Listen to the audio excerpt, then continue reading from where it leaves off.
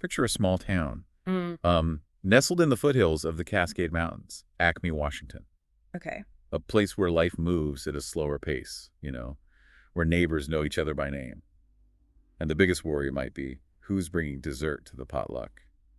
That was Acme until Thanksgiving weekend of 1989, when that sense of peace was shattered. What happened? An 18-year-old named Mandy Stavik went out for a jog with her German Shepherd, Kyra, on a route she knew well along the quiet Strand Road. It was the day after Thanksgiving, and she was home from college for the holiday break. Later that day, Kyra returned home alone, muddy and visibly distressed, but there was no sign of Mandy. That image of the dog returning alone, that sends chills down my spine. It immediately suggests something is terribly wrong. Absolutely, and it set off a frantic search that gripped the entire community. Hundreds of volunteers joined law enforcement, combing through fields, forests, and along the riverbank, desperate for any sign of Mandy Stavik. Welcome to CrimePod Castle's Twisted Crime series. Please like, comment, share, and subscribe. This deep dive takes us through the Mandy Stavik case, a case that would haunt Acme for decades. You mentioned she was home from college. What was Mandy like? From everything we know, Mandy was a bright, vibrant young woman with a zest for life. She was a popular student, involved in sports and activities, with dreams of becoming an airline pilot. Those who knew her described her as kind, determined, and someone who lit up every room she walked into. Her disappearance was a devastating blow to everyone who knew her. It's heartbreaking to imagine the fear and uncertainty that must have gripped the community during those early days of the search. It was.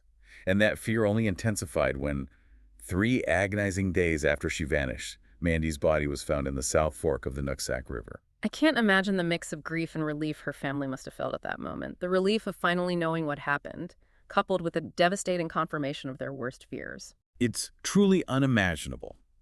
And the discovery brought with it more questions than answers. The autopsy revealed that Mandy had been sexually assaulted and likely knocked unconscious before being placed in the river. A chilling detail that Detective Ron Peterson, one of the first responders on the scene, never forgot. He later shared that as he pulled Mandy's body from the water, he made her a silent promise. "I've got you," a promise to find justice for her. That's a powerful image. It speaks volumes about the personal impact this case had on those involved in the investigation. Did they have any leads at that point? They did find one crucial piece of evidence, male DNA. This was 1989, so DNA technology wasn't what it is today, but it was a significant lead. They collected samples from over 30 men, including Mandy's boyfriend at the time and a drifter who had been seen in the area.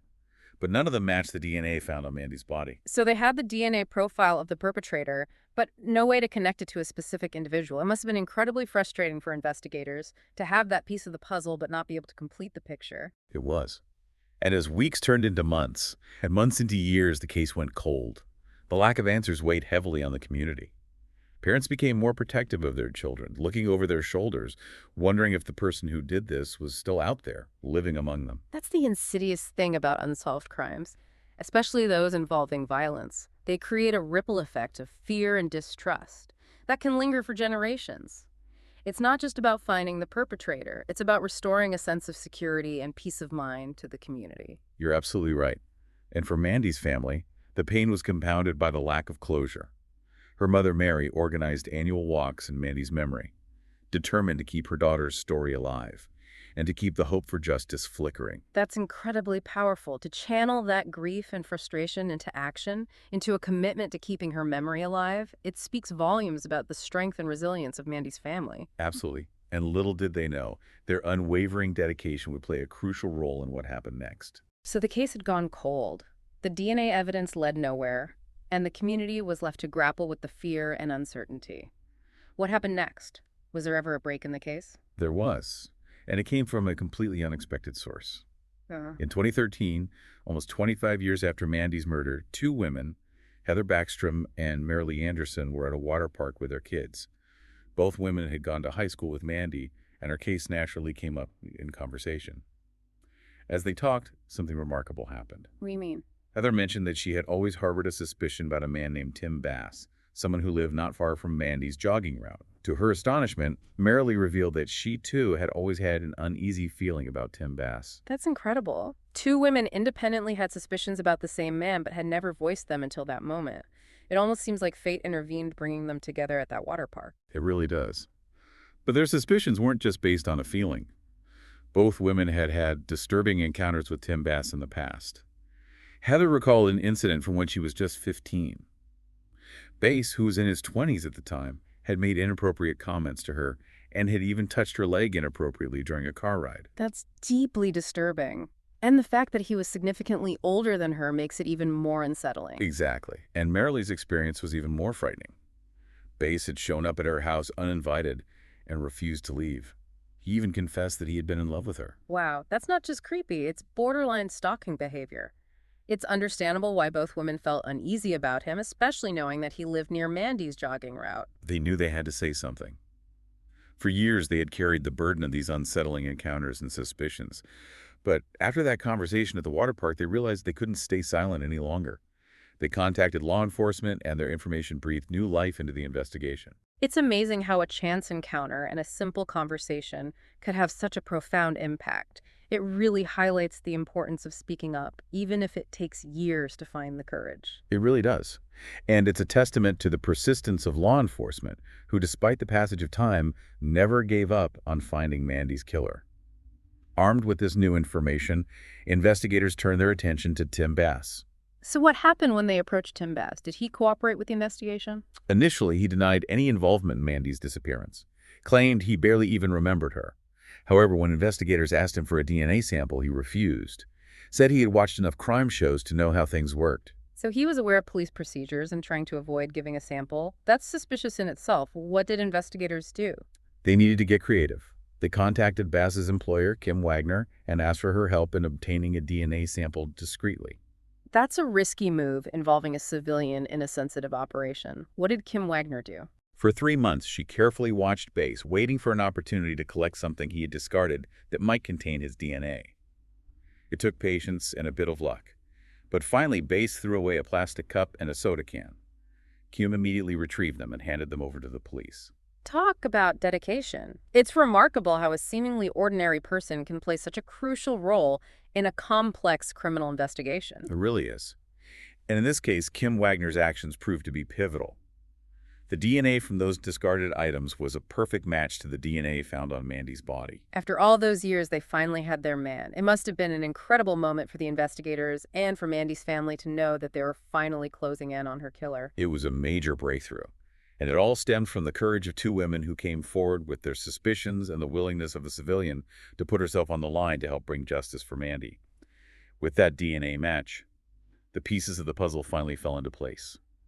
In December 2017, nearly 3 decades after Mandy's murder, Tim Bass was arrested and charged with her kidnapping, rape, and murder. After 28 years, justice was finally catching up to him. It's almost unimaginable what that moment must have been like for Mandy's family, to finally have the answer they had been seeking for so long. It was a bittersweet victory for sure. The arrest brought a sense of relief, but it couldn't erase the pain of their loss or the years of unanswered questions. During the trial, Bass tried to claim that he and Mandy had a consensual relationship, but his story was flimsy and ultimately unconvincing. It's sadly common for perpetrators to try and tarnish the victim's reputation, even in the face of overwhelming evidence. It's a desperate attempt to shift blame and control the narrative. But thankfully, in this case, the jury saw through his lies. They did. After deliberating for just 5 hours, the jury found Tim Bass guilty on all counts. He was sentenced to nearly 27 years in prison. While no amount of prison time can bring Mandy back, the verdict brought a sense of closure, not just for her family, but for the entire community of Acme. What strikes me about this case is how it highlights the importance of seemingly small actions. If Heather and Marilee hadn't had that conversation at the water park, if Kim Wagner hadn't been willing to take a risk, would Tim Bass still be walking free today? It's a sobering thought. Absolutely. It underscores how vital it is to speak up, even if you're not sure if your information is relevant. And it demonstrates the power of a community coming together, even decades later, to seek justice for one of their own. The Mandy Stavik case is a stark reminder that evil can lurk anywhere, even in the most idyllic of settings. But it's also a testament to the resilience of the human spirit, the power of memory, and the unwavering pursuit of truth. And it leaves us with some important questions to ponder. What if DNA technology had been as advanced in 1989 as it is today? Would the case have been solved sooner? And what about the role of civilians in criminal investigations? While Kim Wagner's actions were instrumental in securing justice for Mandy, it raises questions about the ethical implications of involving civilians in evidence collection. These are complex issues with no easy answers, but they're worth considering as we reflect on this case. The Mandy Stavik case is a tragic story, but it's also a story of hope and resilience. It reminds us that even in the darkest of times, the human spirit can endure, and truth, however long it takes, has a way of coming to light. Thank you for joining us for this deep dive into the Mandy Stavik case. It's a story that reminds us of the importance of community, the power of speaking up, and the enduring hope for justice, even in the face of tragedy. And a special thank you to those who helped bring this case to a close. The dedicated investigators, the courageous witnesses, and the unwavering support of Mandy's family and friends. Follow and subscribe to CrimePod Castle and our YouTube channel for more intriguing deep dives into the world of true crime. Until next time, stay curious and stay safe.